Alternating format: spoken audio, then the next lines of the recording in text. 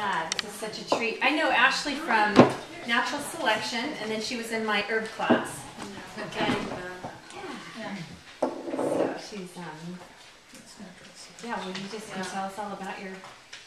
So about the same time Susan was getting into her beds out there, I was getting into herbs, and they kind of started calling me. That sounds like so. But and they did. They were kind of reaching out to me and seeing these different plants that were coming up here around. I was living in Arcata at the time, walking into town every day and seeing like, oh, every May this plant comes. And I had a friend whose mom was a botanist, and we went on a hike and we started naming these plants, and it was like, you can figure out what these things are, you know? And then it was like, what are these things for? So I got really into it and did a lot of book work before I ever started studying with herbalists. And so you can find a lot of information about how to make products, about what different herbs are for from books. And so definitely recommend going to thrift stores or used bookstores and going to that herbal section, because you can get so much information. So Susan asked me to talk about 5 herbs. And you know, there's culinary herbs. I figure most people cook, and so most people are familiar with those. So I didn't want to do them. I thought I'd do other ones instead. And I picked Calendula, Borage, Feverfew, Hyssop, and Catmint. And the reason why I picked a lot of these herbs is, A, they're all easy to grow around here. If they're perennials, they last through the winters here, probably even up at 37, I'd imagine. Sometimes up at 37. Or if they're annuals, they reseed pretty readily. So either their seeds need that period of cold stratification to go in order for them to break dormancy, or they're just okay dealing with it. And so in the spring, you get to see them. So you plant them once, and then you get them for the rest of your world, hopefully. They all have medicinal properties. Most of them have edible properties too. You can seed save all of these. All of the plants from my garden were seed saved from various gardens. So I know Rowan was going to be here and talking about seed saving. I can answer some questions if you guys are interested. And then they also, if your primary focus is your vegetable garden, they all have companion planting stuff going on. I don't know if you guys have gotten much into companion planting, but they're all either attracting beneficials, bees, butterflies, or repelling pests. I need to apologize because I went to my garden prior this morning. I work with an herbalist on Saturdays out in her garden, so I had to go to my garden before, and plants didn't fare very well in my truck. I picked one of your Borage little deals. I hope that's okay. That's fine. And Margot, she does Sunbright Botanicals, incredible creams and oils, her products. I know they're at my store. I work at Natural Selections. It's not my store, but I work at Natural Selections. I know her stuff is at Briar Patch.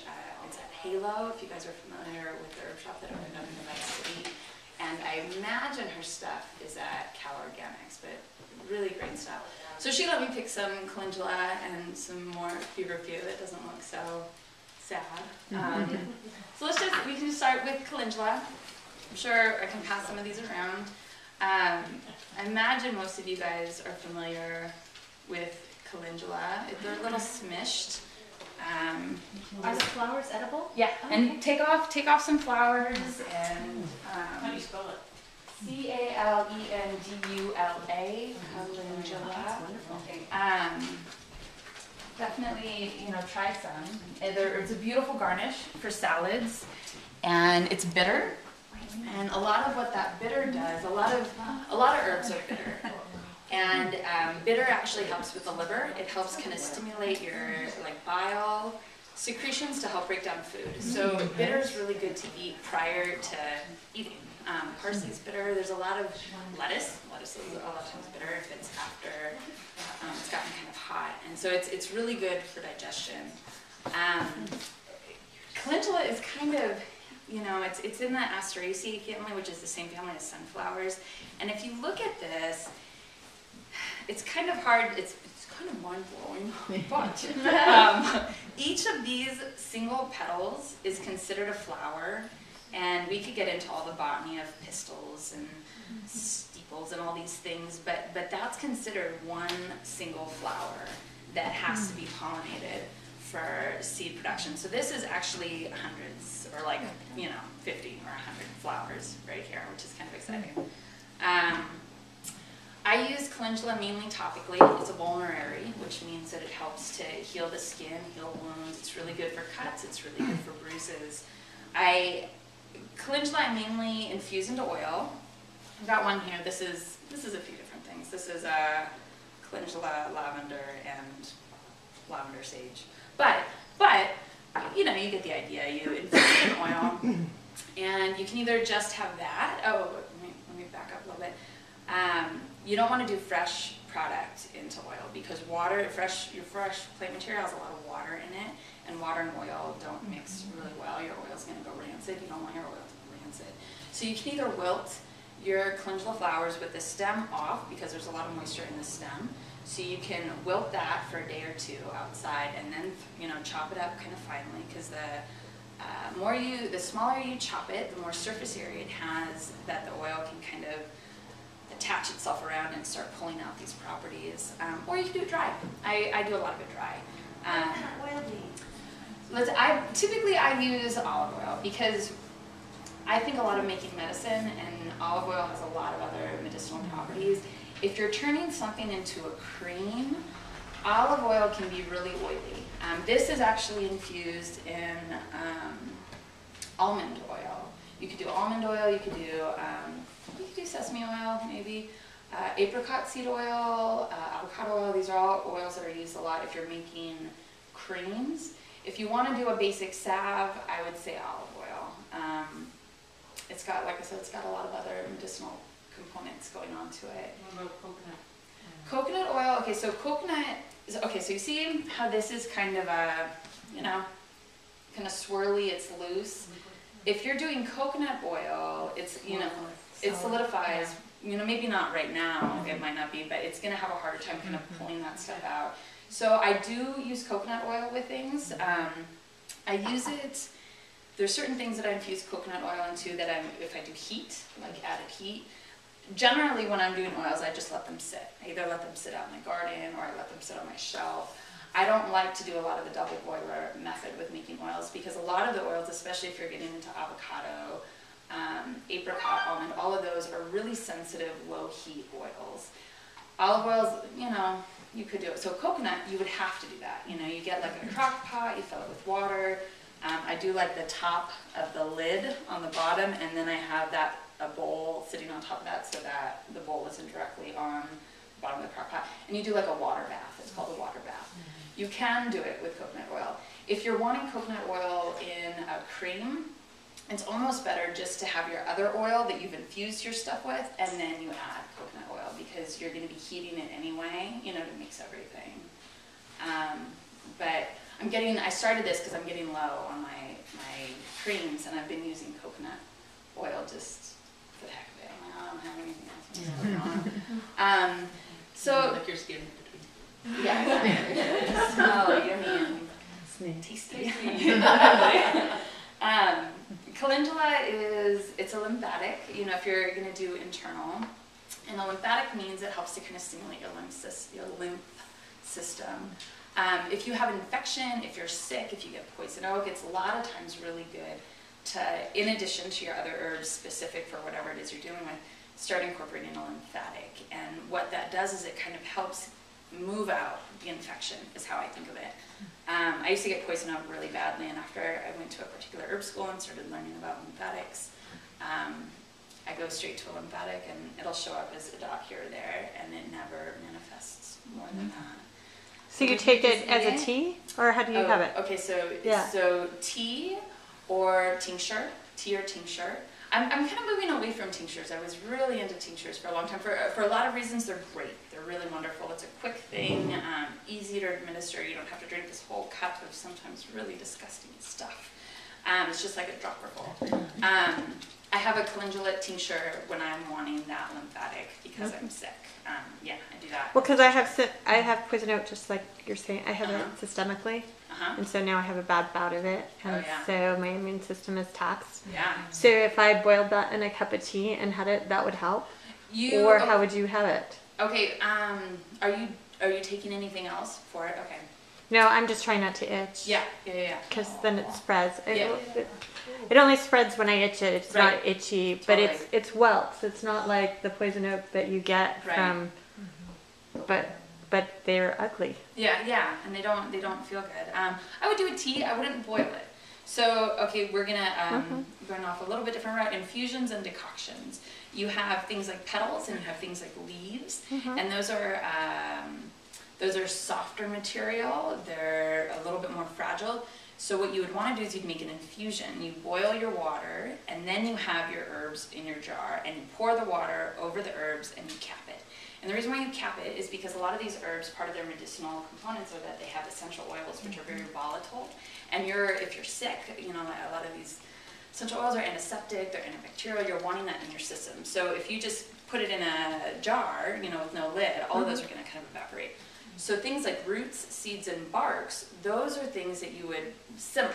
It's a decoction, is you would simmer it. You wouldn't high boil it, but those things are harder to break down, they're harder to get into, so you kind of have to simmer for a longer period of time. But yeah, I would do a tea. You're welcome to take these. It's going to be bitter, it's going to be strong. What you might end up doing is making like a quart size deal. Put them all in there, make a quart size deal. Let it steep for a long, good period of time. Like a day or something? Yeah, that's great. That's perfect. So you would just take those blossoms and you'd plop them into a jar like that. I'd boil my water, fill up the jar, cap it, and sit it on the shelf for a day? Yeah, and it might be, sit it on the shelf outside or not in the fridge is what I mean.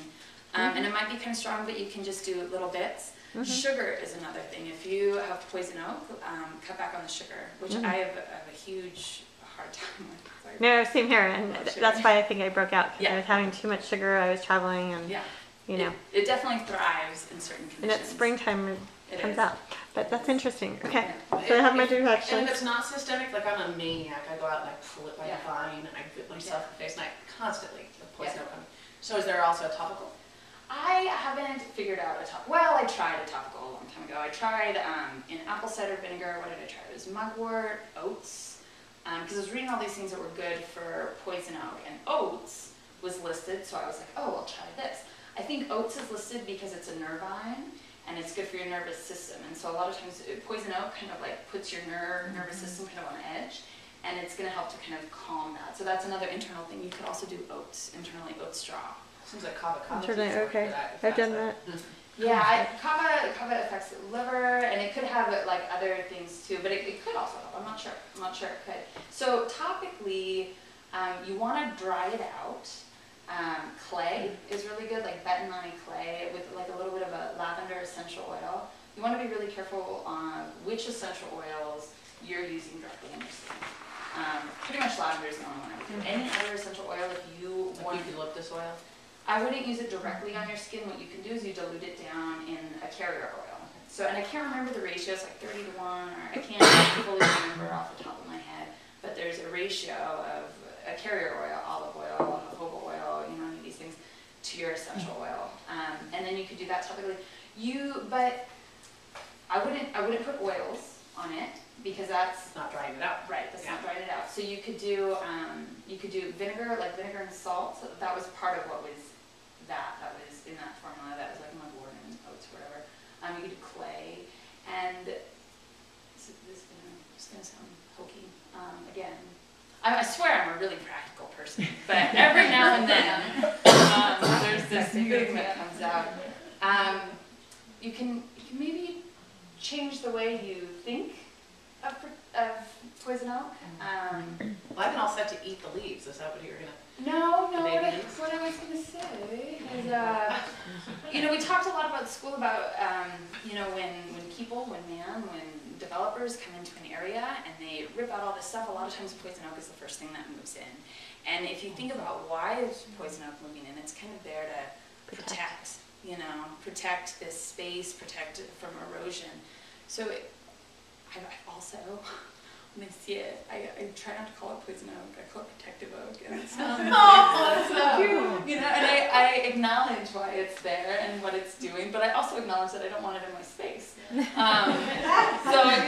I apologize and I take it out and go a little elsewhere, throw it over the fence. So yeah, you could do oats. You could do more, I guess more for lymphatics, what I try to turn to is red clover or cleavers, but definitely calendula also. And topically clay. Clay with maybe a little bit of lavender essential oil. Calendula, really good in the garden. It attracts butterflies, which, you know, we all want more butterflies in our life. I'll probably have to refer back to my notes to find out this one here. I don't know what I've done with it. It repels tomato hornworms. It repels worms, I believe, or the Mexican beetle. Right here. Let's see. That's okay. So that would be a good companion plant. Yeah, it's a great companion plant. It's a great, great companion plant. It's one of the first things that kind of starts to bloom after all the mustard. I think it repels aphids. It repels a lot of things, and then it attracts butterflies. And it's really pretty. It's really pretty to have in the garden. So, let's see, medicinal, edible, that's calendula. Catnip, we do catnip next. You guys can pass this around. Try some of this, maybe also. Catnip is a sedative, it's a nervine, it's a carminative, and something else. And I'll get back to that other thing. Sedative and nervine are kind of pretty much, those are a little bit more self-explanatory. Really good for kids, hyperactive kids. Combines really well with lemon balm, which I think is on the table, and chamomile. You can take off, you know, some of the leaf and bite into it.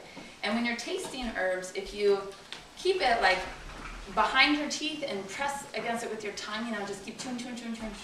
It's bitter, it's definitely bitter. And then other flavors come too well, other tastes. We already kind of talked about bitter and why bitter is good. Which kind of goes into why it's a carminative. A carminative is something that helps to relieve gas. So colicky children, you know, that are having gas issues. If the child isn't old enough to drink a tea, mother's milk. You know, if the mother is drinking catnip tea, a lot of times that goes through the milk. It's in the mint family, square stalks, opposite deals. Really easy to propagate. Calendula is too. I don't know if I said calendula is an annual, reseeds.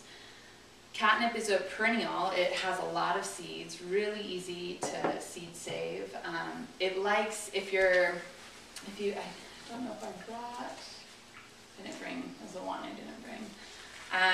If it likes to be stratified, it likes to go through a period of cold stratification. So if you're not planting out in the fall, which is sometimes kind of best, I'm getting into more of a lazy way of doing things. I'm appreciating that much more. It's like, oh, you throw down seed in the fall, you let nature take care of going through those periods of frost, rain, frost, whatever, and then it comes up on its own, and it's usually a stronger plant. That doesn't stop me from putting like 100 seeds in my freezer though, and getting them all going because I enjoy it. So catnip, a week of cold stratification, and you can either direct seed out in the garden at that point, or you can start in little pots. Also a good addition to the salad if you're okay with having a little bit of bitters. It attracts a lot of bees. And it also helps repel, and I can't find my things right now, so I don't want to just keep throwing out all these things that it repels when I could be getting them mixed and matched. What if you have a cat?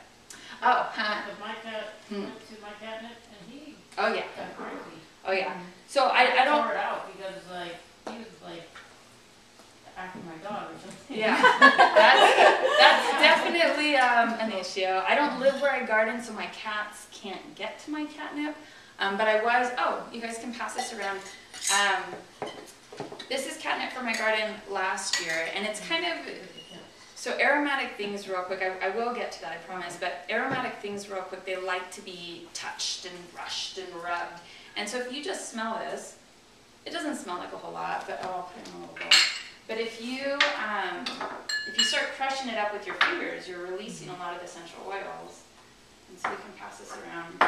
And so what's funny about this is I went to open that jar, you know, last night or something, just to do whatever, and I capped it off and I put it away, and my cat kind of comes like strolling over me. And then it's like you can see the moment where he picked up on the catnip.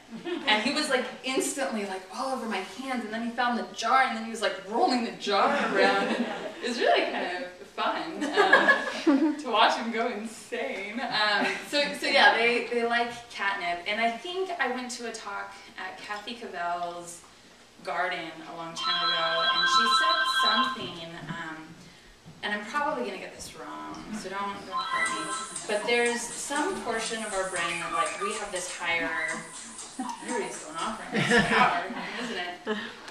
We have, like, this higher kind of level of learning, and, you know, it's the medulla, whatever, but cats don't have that, so this goes, like, straight to their primal thing, so it's the same with valerian, whereas, like, with us, we kind of bypass that, our primal instincts, and, you know, it sedates us, same with valerian, whereas cats love valerian, and cats love catnip, and they get super stimulated by it. So I find it's just kind of interesting.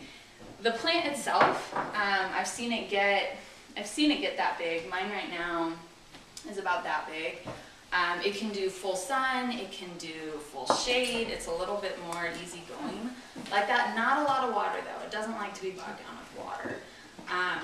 Anything that has essential oils, the more you water it, the less essential oils you're going to get out of it. I'm sure you've experienced it with your lavender or your rosemary. Your rosemary smells one way in the middle of winter when it's been dark for all this time and it's been getting all this water, and then the heat of the summer, you know, it's going to completely smell different. If you're harvesting catnip, you want to think about harvesting your plants when the energy is in the portion of the plant that you want. So catnip, we're harvesting for the leaves, and so you want to get it before it goes to flower. That's like the best time. Not early in the morning because there's usually still dew on it. You want to make sure all that's dried, so at some point after all that's dried, you can harvest it. Things like calendula, you know, you're obviously harvesting the flower. If it's a root that you're going to harvest, you're going to do it in the late fall after the plant has died back because all the energy has now gone back to the root, or in the early spring. So you just want to think of what am I harvesting, why am I harvesting, and where's the energy of the plant. Let's see, Feverfew. I have a few that look. So I have a question. Yes, if you have the please. catnip in the garden and the cat's going crazy over it, are they peeing on it or just playing with it? And They're how playing good with it. how good is it to have near your plants? And what plant is it good next to? Yeah. So, okay, it attracts bees. So if you think about needing plants that need to be pollinated, anything that's going to bear fruit, your tomatoes, your peppers, your eggplants, your squashes, all of those need pollinators. So it's really good around those kind of plants. And again, I misplaced my thing, so I can't remember what it repels against. It's either like, all of these things seem to repel against worms, hornworms, and squash bugs. Some of them there's there's a flea beetle, and I'll find that before I go, and I'll definitely clue you into that. It can become kind of a big plant, so maybe not right in the center of your garden, maybe more, a lot of these more on the outskirts, kind of a deal. But bees love it, so it's really good for pollination. And then the cats, you know, they're not peeing on it. They're loving on it, and you know, maybe it's too much. Maybe your cat, maybe they'll rip it out or something. I haven't had that experience yet because I don't live where I garden. I wish I lived where I garden because then my cats could get all the gophers. That would be great. And I'd let them have some of my catnip if they went for the gophers. I would give that up. But you can also protect it. You can also put like some kind of little cage thing around it or something. But yeah, cats do like it. Feverfew? Feverfew, these were sad ones that didn't quite make it. This one is incredibly bitter. Incredibly bitter. You're probably not going to want to eat a whole lot of that. I wouldn't necessarily recommend putting this in a salad. It's okay though. Yeah, oh, heck yeah. Actually, how do you spell it? Feverfew. Okay. Just exactly how it Like sounds. fewer fevers? Yeah. Does it help fevers? And yes, it does. And it also, I think it gets more press for migraines. Great. Yeah. I don't necessarily. Circle. Yeah, circle, right? Okay, well, this might be the part you don't like about it. I don't necessarily think it's one of those things, and I'd have to read more about this, where you're getting the migraine right then, and you're like, let me go to my Feverfew. It is a vasodilator, so it's very possible that it would help right then to some extent. But it gets more press if you eat 2 to 3 leaves a day, and you start getting that into your yeah, exactly. And there's been a lot of studies that show the severity and the frequency of migraines have decreased by folks who have started incorporating this into their diet. Fresh is obviously way better than dry, but come wintertime, you kind of have to do dry. So then you just dry it, put it in your jars, and you can make a tea. It's incredibly bitter. Incredibly bitter, right? But it's got all of these, it grows, you know, about that tall, and it has all of these daisy-like flowers, like little chamomiles, very beautiful. None of mine had started to flower yet, so I can't show you guys that. It's a perennial also, which means it's going to come back year after year, and it also drops a lot of seed. Definitely plant this on the outskirts, because I had this idea of all my vegetable beds, I was going to line them all with deer-resistant stuff, and stuff that was repelling other things or attracting other things. So I did this with Feverfew, and it's grown into a very thick mat. And I mean, it's great for harvesting because I can just really cut it back. You can cut it back a lot, and you're not going to hurt it. So it's great if you want to harvest it. But it's a very pretty plant. You can tell more by those and less by these. The foliage is very kind of feathery and light and lightish, kind of yellow-green. It's a very pretty plant. Does it need direct sun? Sorry. When you say 2 leaves a day, what, 2 to 3, can you show us what you mean by leaves? Because it's a whole thing like that. Yeah. And just chew it. Yeah. That is bitter. Yeah, it is. And if you know that's not how you're wanting to do that, you can also cut it up little and toss it in your personal salad. You know, you have your family salad, and so you get those 2 to 3 leaves a day. You know, it's chopped up, you know, finely enough with all these other things incorporated into it that maybe it won't be as much of an issue. And over here. So do you need direct sun, partial sun, shade? Feverfew does good with direct sun. You could also do it in partial shade if that's all you have, but it does better with full sun. None of these plants need a lot of water, which is also really good for this area because summers around here, there's not a lot of water. So yeah, and also if you're planting it semi-close to other things, I found that the borage plant that was planted in too close of proximity to my tomato plants, I could water the tomato plant and you know, it's mulched enough that the roots are kind of finding that water, and you know, then why waste precious water if water is scarce. And you said it's deer resistant too? Yeah, the deer aren't super stoked on this one. But you know, in hard times, you know, they'll eat anything, right? So you wouldn't grow all your herbs in one herb garden area, so you'd spread them out? Oh yeah, because, and again, if I have my book, which again, I don't know what the heck. It's a book you're looking for, because I want to help you with it. It's probably right here.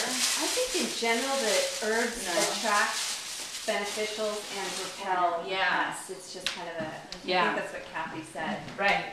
And anything that's high in essential, it's like a little bind. It was in one of these bags. I don't know what it was. You didn't leave it by the garden up when we were composting? Say that again? I had it when I came down to the bathroom. I think I grabbed it out of the bathroom. I'll find it at some point because I have to find it before I leave. And to tell you specifically which ones this repels and attracts and repels and attracts. But yeah, I wouldn't plant all of my herbs in one space. No, it's a bigger one. It's like that, except bigger. I wouldn't plant them all in one space because it's like, Kathy had this great thing, and I never kept it up. I never quite understood, you know, it's deterring this. If it's deterring from the tomato hornworm, is it that the plant has to be planted right there and it's only deterring right there? And what she said was that, you know, these little pests have, you know, they find their plants through smell, you know, some sense of smell. And if you have this other plant that is like, you know, say really aromatic, it's like screwing up their sense of smell, you know, and they can't figure out what's going on and they can't find their plant. So definitely have them all over the place. They're more fun that way. They bloom and then they, you know, different times. And yeah, they're more fun that way. So you can mix them up all over the place. Yeah, have fun with it. And you know which ones attract which plants more, it doesn't matter. Yeah, I'll tell you that in a little bit. I'll tell you that at some point, I swear. Mhm. I wrote it down. Oh, okay. So books for, if you guys seem to be really into companion planting, there's a book called Tomatoes Love Carrots. If you have that, they have a vegetable section and an herb section. Also look in the wild plant section because a lot of the herbs are in the wild plant sections, and it's great. Also, there's a book, Vegetable Gardener's Bible, and those two books, when I'm out in my garden planting, I have them with me because I'm like, oh, what goes good with tomatoes? What goes good with squashes, you know? And both of those have like great little listings on, you know, rotating and what you should or shouldn't follow with and what plants do what. The Vegetable Gardener's Bible doesn't cover as much as of the herbs, so I use that one mainly for veggie stuff. But the Tomatoes Love Carrots has a lot of herb stuff. And then also start paying attention to families. Hyssop, so catnip is in the mint family, square stalks, alternating leaves. Hyssop, this one, and this is another one. It's this from the garden, didn't do so well. You gotta rub it. Don't be afraid to rub it to bring out the smell. How do you spell that one? Hyssop.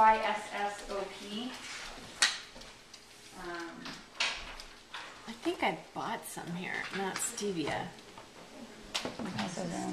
But really rub it and smell it. That's also in the mint family. Instead of basil, I just take the leaves and put it in. And so things within certain families sometimes have a lot of similar properties. A lot of the things that are in the mint family are really good in like essential oils, and so they have these natural repelling things. Hyssop is really good for lungs, lung congestion, and fevers. That was the other thing that catnip was for. It's a diaphoretic, which means it induces sweating. Sorry, I just remembered that one. I'm going to come back to that. So catnip and hyssop, actually, if you have a cold or fevers, I got sick at some point last year, and I was stoked on hyssop. Like, it became my new favorite plant at that point. All of those essential volatile oils are kind of going into and kind of helping fight all of the bacteria or the whatever. Are you making that a tea too? Yeah, Okay. I'm definitely getting more into teas. Tinctures are kind of like quick fixes, they're easy to make. What's a tincture? Tincture, it's basically, so herbs extract into different things, whether you're extracting them into water or oil or alcohol or vinegar or honey, you know. And a tincture is oil extracted into alcohol. Super simple to make. You take your jar and you know, you cut up your herb or whatever, and there's a scientific, a weight to volume way of doing this where you're measuring, you know, blah blah blah blah. The folk way is you put some amount of herb in a jar and you top it off with alcohol. I think the first tincture I made was with Everclear. I still have not touched that tincture. I choose brandy now because I kind of like brandy, you know. I'll do brandy. And then at school we really got into making like with pure grain, you know, because different, you know, then you're getting real technical, but different plants, you know, need, you know, they have certain components that, you know, give to water and certain components that give to alcohol. And, you know, so there's percentages there. So with some, you know, plant you want 70% alcohol, and some other plant you only want 40% alcohol. It's really hard to control that if you're dealing with something like brandy or Everclear. So you just start with pure grain alcohol, which is 98% water, or alcohol, and then you water it down from there. That stuff is horrible. It's nasty. That's probably why I'm going away from there. Cordials are really good. Those are alcohol-based, but they got honey in them, so they're really good. So a tincture, you have your plant material, and then you top it off with alcohol, and you're letting it sit anywhere from 2 to 6 weeks, depending upon your school of thought. A lot of books that I was reading would say 2, some would say 4. I had different teachers who kind of follow the moon cycles, so you don't have to do this, but you start on the new moon and you strain it out on the full moon, and because the full moon there's a lot more drawing energy, and so that turns into either 2 weeks or 6 weeks, and I don't like to let things sit for 2, so 6 or whenever I get around to it. Sometimes you would just use a little, and then you would just have it there for whenever you wanted it. Like you would strain it out. Time, right? Sorry about that. Oh, okay. Yeah, you would strain out all the plant material because, especially if you're using fresh plant material, at some point, you know, that's going to degrade. So you would strain it out, would take a piece of muslin maybe, and if you're doing alcohol and you're straining, I would wet the muslin first, because I would not do that with oil, and that's because oil and water don't mix, right? But if you do it if you're straining out a tincture, you're always, that piece of muslin that you're using is gonna capture some of that moisture regardless. And so if you fill it with water first, then it's not capturing your tincture. And this is when you're trying to, like, every drop, you know, matters kind of a thing. So you strain it out, put it in. It's best to store these things in a dark jar if you have it. So the things that degrade, oils or alcohol or tinctures or plant material, is light, heat, air, or moisture. So if I only had this much catnip and I had it in a jar this big, there's awful lot of air in there. So my quality of the catnip is going to go down quite a bit. If this, you know, whole room, say right here, all this gets afternoon sun, and I had all my herbs and my tinctures and oils all displayed right here, it's going to degrade quicker. So a dark bottle, or just keep it in a dark place. You could keep it in the fridge if you have space in your fridge for all those kind of things. Yeah, tinctures. What were we talking about? So when you dry, how are you drying your? Yeah, drying. I love drying herbs. I get really excited about it. You can do a lot of different things. You can string a sheet, you know, on your ceiling. You know, make kind of two things that the sheet kind of is going between, and you can have your herbs on there. That would be one of my least favorite ways of doing it. Because everything rolls around and it's not staying right where I'm wanting it to stay, and then things are on top of each other. And but you can do that. It's really easy to do with things like mint and mugworts, oreganos, whatever, that kind of stuff. You can bundle them and then hang them upside down to dry. And what that does is a lot of the medicine that's in the stalk of the plant is now going to run down towards the leaves. The one thing, if you're going to do that, first of all, don't make your bundles huge, because then there's less air getting in there for these things to dry. The other thing is any string that you tie around, as the water leaves the plant, it's going to shrivel. And I inevitably, no matter how on it I think I am, I come back and they're falling out, because that thing is still tied, as tight as I tied it, but now everything inside is quite a bit less. Favorite way of drying herbs is getting screens. You can go to the Restore, get window screens, whatever you want. And I line it, I've only recently started doing this part, lining it with a sheet. And I think I recently started doing that was because the screens that I had before were not metal. And my sister gives me a dehydrator, and I got really excited because my dehydrator motor went out a while ago, and I was like, yes, you know, she made me take this thing back on a plane, you know, it was this whole ordeal, and I get home, there's no motor, and it's like, it's an old-timey, you know, dryer, but it's perfect for herbs. Metal racks, and I was reading in this book recently, Ron Teagarden's book on Chinese medicinals, and he was saying don't dry on metal racks. And first time I'd read that, I was really surprised, and it makes sense because these Chinese herbalists, they wood or metal is an element that they work with, and I imagine that the metal screens could impart some kind of whatever, you know. So what I do is I take old, I can go to the thrift store, get like flannel sheets, you can rip them, you know, and they rip pretty straight, and just have that down my screens. And then I've come up with all sorts of interesting places of putting these screens, out of light, of course. I have a really funky little space with like the vaulted kind of ceilings with all this unusable space, and I've just set up all of these places where you could do that. But any place where it's dark, you know, or not a lot of light. Like even the light that's over here is fine. You don't want direct light on it. And if you're leaving stuff on the sticks, okay, calendula, first time I dried calendula, I stripped all the leaves off calendula and I hung them to dry, and they took forever. And probably because I did it way too thick, but also calendula is a very resinous plant, and so all of the stem is very succulent, you know, and so all of the moisture that was in the stem was going to these little petals, and it was taking forever. And you really want to make sure something's dry before you put it in a jar, because if it's not, you know, it's going to mold and mildew, and then you're just going to lose it all. So it's a bummer. But now, often, so I'll take this whole thing, and I'll just put it on the screen like that. And then after it's dry, then it's really easy to just come through and strip off all the leaves, like into a bowl. You know, it's really easy to do at that point. With the calendula flower, would you break up the flower? Just put each petal out? I do it like that. Oh, you do it just like that? Yeah, I You don't do it upside down because you... Nah. I don't do as many things upside down. That's what happens when I'm running out of space. I've got a bunch of mugwort hanging right now because I'm lacking on space. But no, calendula, I feel it dries really well, just like this. Did you already tell us what you do with mugwort? Besides the dreams and No. pillows and... Okay. No, mugwort, I didn't bring mugwort. Mugwort is... So much of that growing on. Yeah, it's the dreams, definitely. You do a dream pillow, you can smudge with it. It's an emetagogue also. Calendula is also an emetagogue, which means that it helps to bring on your cycle. If your cycle is a little sluggish to start and you take an emetagogue, then it's going to help bring on your cycle. If you're already on your cycle and you're like, oh, let me have some red clover tea, which is also an emetagogue, you're going to bleed a lot heavier. So mugwort is the same thing. When you're on your cycle, you probably don't want to have some mugwort tea.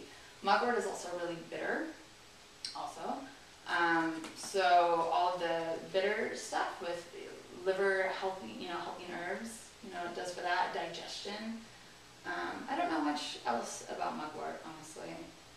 It's great for dreams, though. It's beautiful, and it's like, it smells great. It's an Artemisia. It's very sacred. Yeah. You can just feel it. Yeah, definitely. I completely agree with you. Artemisia bulgara. How long does it take for that to dry?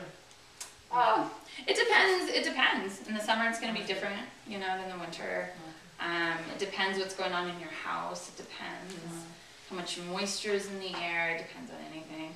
Calendula takes a little bit longer to dry. I have some Feverfew that's been out drying now for like a week, and it still definitely could do another week. 3 weeks sometimes. If it's middle of summer, your house is pretty warm, it won't take as long, but it can't take as long as 3 weeks. If you dry it in the sun, it just...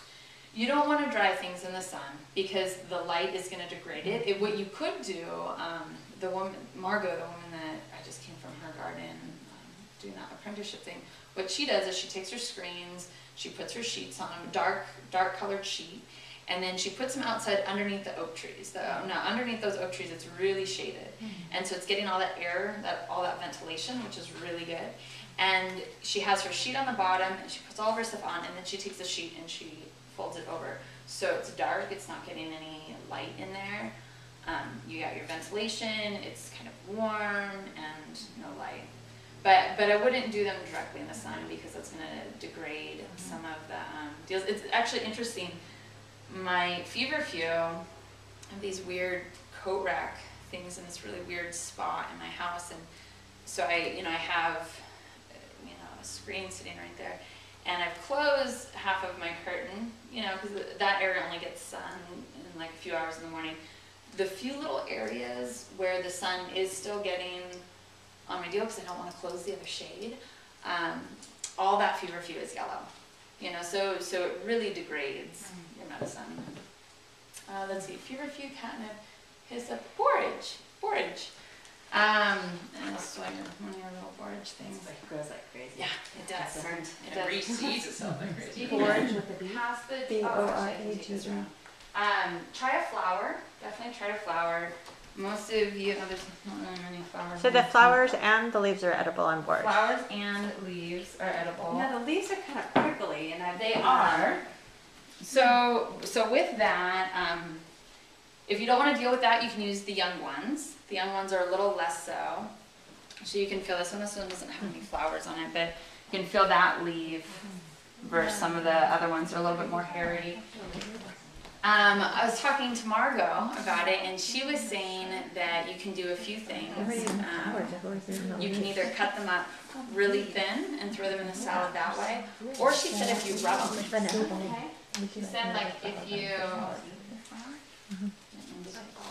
because the flavor's like a cucumber. It's Yeah. so refreshing. I love Yeah. it. And it's kind of interesting because cucumbers are very cooling, and what is that called? Feverfew. Borage is a feverfew, which is also cooling. So it's just kind of funny like that. But she said you can kind of do that. I don't, yeah, and then maybe throw that in the salad, then it's not quite as prickly. It's in the same family as comfrey. I don't know if any of you guys have heard of comfrey. It's an incredibly medicinal plant. We have some right there. Yes. Yeah. And so you can kind of see some of the similarities. Like comfrey is also kind of hairy, you know, and if you kind of rub on the leaves, it kind of has that same like prickly, hairy thing going on to it. Both plants are mucilaginous. Borage. What is which one? Oh, mucilaginous is slime. Think of slime. When you take hot water and like a little bit of cinnamon, it gets like pretty slimy. So that's mucilaginous. And I should have read up a little bit more on specifically what that means. I know a lot of the things that are mucilaginous are really good for the skin, or also depending upon the herb and that particular herb and what organs it's specific to. A lot of times it's used to kind of help if people are having issues with their bowels or something, because it lines the lining of your intestines. It's slimy, and slime is good. Slime is good. So borage is used a lot for, I had to read on this one, because I was used to mainly just using it edibly, and it's a beautiful flower. It attracts a lot of bees. It definitely repels the tomato hornworm. And actually, I found out, no, it doesn't repel. I lied to you guys. It attracts the tomato hornworm. And so the benefit to that is you're attracting the tomato hornworms off of, you know, the plant you don't want them on, and onto that one. And that plant can deal with it. It can take it.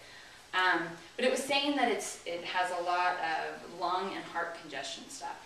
I thought that was interesting because a long time ago when I was in Arcata, lived out of town, walked into town all the time, and I was at this point I was having some kind of issue. I don't know what was going on. I was like anxious and frustrated or something, and I would take different paths, you know, and gather a little what was over here, a little what was over there, a little violet patch coming up there, and there's some, you know, there's some St. John's flowering, and there's lemon balm, there's borage and catnip. And I get home and I'm like, I'm just going to make a glycerite out of these. And a glycerite is another one of those things that you can make. It's a vegetable glycerin. It's kind of sweet. It's used a lot for children, you know, because you can't necessarily have alcohol with children. It's another means of extracting herbs. And I made this glycerite, and then I was like, I should probably read, you know, what some of these things are good for. And they all came up as like really heart-centered. Well, this one was a heart-centered thing. Nervines, a lot of those things were nervines. A lot of like anxiety, calming stuff. So I thought it was interesting, that borage medicinally is also used for lung and heart congestion and fevers and stuff, probably because it's cooling maybe, but then energetically also. And Margot was saying that the flower essence of borage is to create courage. And so plant, like I said, plants kind of speak to you, you know, in different ways, whether or not you're dreaming about them or whether or not somebody's mentioning them. And I've had a lot of herbalists say, you know, if a plant kind of comes to you, you know, 3 times, you should really pay attention, because there could be medicine there that you didn't even know you could be benefiting from. Let's see, that one's an annual reseeds. You know, she says it comes back every year. And from the little seeds, let's see, what else am I missing? I don't know, does anybody have any questions? I've just been rambling. What would be good for like indigestion or heartburn? Well, it seems like a simple question. My understanding of heartburn is a lot of time, you know, it's stomach acid, right? My understanding is it's not that there's too much stomach acid, it's that there's not enough functioning at the right time. And so depending upon how severe, if it's really severe, I would not try doing this. But if it's not super severe, what we talked a lot about in school is start incorporating bitters. Feverfew is a really extreme deal. But catnip is a bitter, and that's also a carminative, so that's going to help relieve some gas. But start incorporating bitters into your diet prior to eating is the thing, because you want to get all of those juices going, so by the time you eat, then it's gonna, all of those things are gonna be helping to break down the food, you know, there at the kind of the right time. If you've taken or if somebody's taken a lot of Tums, like a lot of that kind of stuff is actually quite counterproductive. We went into all the reasons why it's counterproductive, and I can't fully remember right now. I would start doing bitters, and then, look on your spice rack. Like, this is the crazy thing about our spices. If you think of what's in chai, there's peppercorn, there's cardamom, there's ginger. All of these things help with digestion. All of these things help with gas. All of these things help us to be able to digest our food and deal with the things we've eaten properly. So it's kind of funny, and it's like you look at your spices and you look at, we were talking about rosemary and thyme and all the essential oils and antibacterial and antiviral stuff that's going on with these things weren't initially just our condiments or spices and flavorings. They were our medicine at one point. Fenugreek is also really good for digestion. You can also start, the only other thing that I would think of off the top of my head without going to a book, which is always good to do, fermented foods. I think in a lot of traditional cultures, they had fermented foods as a part of their diet, and that also helps with digestion too. So things like sauerkraut. Yogurt is fermented. I wasn't quite thinking along the lines of yogurt, but pickles, all of that kind of stuff. It's like, oh, it's just canned goods, whatever. No, it's there to help us. Help us assimilate, help us break down, help us, with all these, it's a sour kind of flavor. And I think in the Chinese deal, there's, well, not just Chinese, there's Western too.